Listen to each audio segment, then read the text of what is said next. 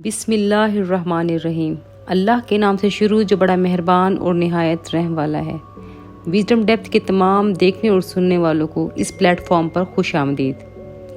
آج ہم لوط کی قوم کا بقیہ احوال بیان کریں گے، جنہوں نے بے حیائی اور نافرمانی میں اس حد تک بڑھ چڑھ کر کام لیا کہ اللہ کا عذاب براہ راست ان پر نازل ہوا۔ آج کی ویڈیو میں ہم لوط علیہ السلام کی قوم کے دردناک انجام کو بیان کریں گے، لیکن قصے کو آگے بڑھانے سے پہلے نئے آنے والے ساتھیوں سے گزارش ہے کہ ہمارے چینل کو سبسکرائب کریں اور شیئر کریں اور ساتھ ہی موجود بیل آئیکن کو بھی دبا دیں تاکہ ہر نئی آنے والی ویڈیو کی اطلاع آپ کو باقاعدگی سے ملتی رہے۔ آئیے اس عبرت انگیز واقعے کو قرآن و حدیث کی روشنی میں جانتے ہیں۔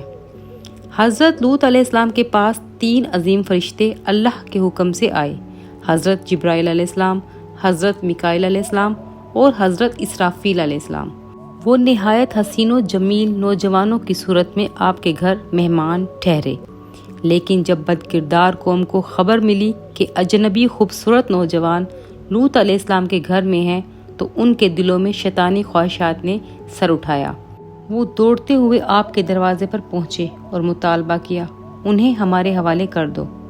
حضرت لوط علیہ السلام نے بڑی نرمی اور درد کے ساتھ سمجھایا، یہ میرے مہمان ہیں، مجھے رسوا نہ کرو، اللہ سے ڈرو اور مجھے ذلیل نہ کرو۔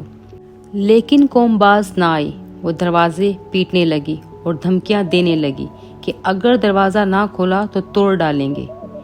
سورہ الحجر آیت 67 تا 71 میں یہی منظر بیان ہوا ہے۔ اہل شہر تیزی سے لوط کے گھر کی طرف لپکے۔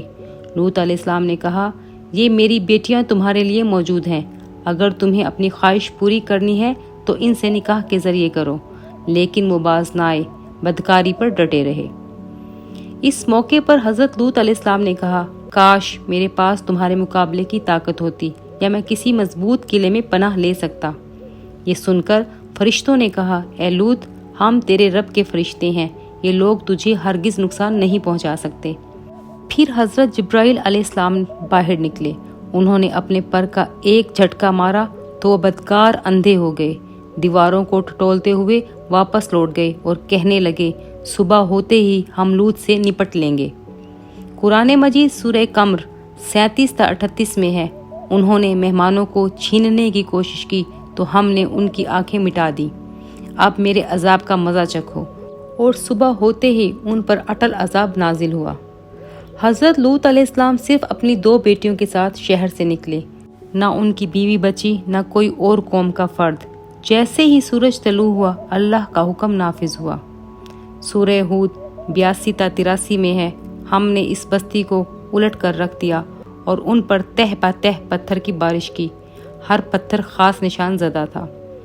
علماء فرماتے ہیں کہ حضرت ابراہیم علیہ السلام نے اپنی ایک جنبش سے پوری بستی آسمان تک اٹھائی، یہاں تک کہ فرشتوں نے ان کے جانوروں کی آوازیں سنی، پھر انہیں زمین پر دے مارا اور ساتھ ہی آسمان سے پتھروں کی بارش شروع ہو گئی۔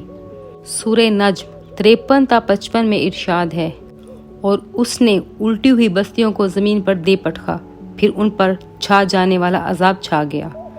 ان بستیوں کی جگہ ایک بدبودار جھیل بنا دی گئی، نہ وہاں کی زمین قابل کاشت رہی نہ پانی قابل استعمال، یہ جگہ قیامت تک کے لیے ایک نشانی بنا دی گئی۔ معزز ساتھیو، آج مغربی دنیا نے اسی جرم شنی کو قانونی حیثیت دے رکھی ہے۔ نتیجہ یہ ہے کہ وہاں خاندانی نظام ٹوٹ پھوٹ کا شکار ہے، آبادی خطرناک حد تک کم ہو رہی ہے، ایڈز اور اس جیسے مہلک امراض عام ہے۔ یہ دنیا کا عذاب ہے، جبکہ آخرت کا عذاب اس سے کئی گنا سخت ہوگا۔ اسلام دین فطرت ہے، اس نے ہر پاکیزہ چیز کو حلال اور ہر غیر فطری اور موزر عمل کو حرام قرار دیا ہے۔ نبی کریم صلی اللہ علیہ وآلہ وسلم نے فرمایا، جس شخص کو قوم لوط والا عمل کرتے دیکھو، فاعل اور مفعول دونوں کو قتل کر دو۔ محترم ساتھیو، حضرت لوط علیہ السلام کی جدوجہد ہمیں سکھاتی ہے کہ مہمان کی عزت اور اس کی حفاظت سب سے مقدم کام ہے۔ رسول صلی اللہ علیہ وآلہ وسلم نے فرمایا، جو اللہ اور قیامت پر ایمان رکھتا ہے وہ اپنے مہمان کی عزت کرے۔ ساتھیو، قوم لوط کا انجام اس بات کی واضح دلیل ہے کہ اللہ تعالیٰ کی نافرمانی اور بے حیائی انسان کو دنیا اور آخرت دونوں میں برباد کر دیتی ہے۔ آئیے ہم یہ دعا کرتے ہیں، اے اللہ ہمیں ہر بے حیائی اور ہر گناہ سے محفوظ رکھ، ہمیں مہمان نوازی اور عزت و احترام کی توفیق عطا فرما، اور ہمارے معاشرے کو پاکیزگی اور ایمان کی روشنی عطا فرما، آمین ثم آمین۔ محترم ساتھیو، آپ کو آج کی یہ عبرت انگیز اور سبق آموز ویڈیو کیسی لگی؟ کمنٹ باکس میں اپنی آراء سے ضرور آگاہ کیجیے گا۔ جب تک اگلی ویڈیو آتی ہے، ہم سب کا اللہ نگہبان۔